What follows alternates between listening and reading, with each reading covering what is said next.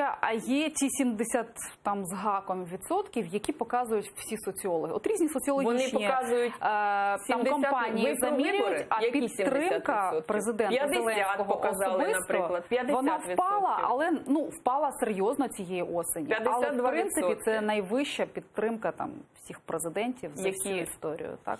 Тобто, хоча дійсно в Порошенка в перший рік не падало на 20%, якщо не помиляюсь. Ні в кого не падало на 20%, і треба задуматися просто. В Януковича навіть росло в перший. Треба задуматися.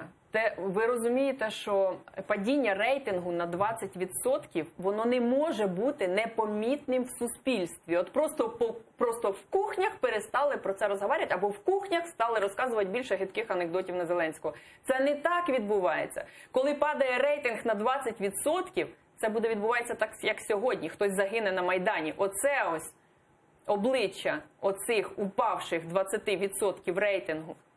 І якщо воно далі буде падати, ситуація буде загострюватись, це очевидно.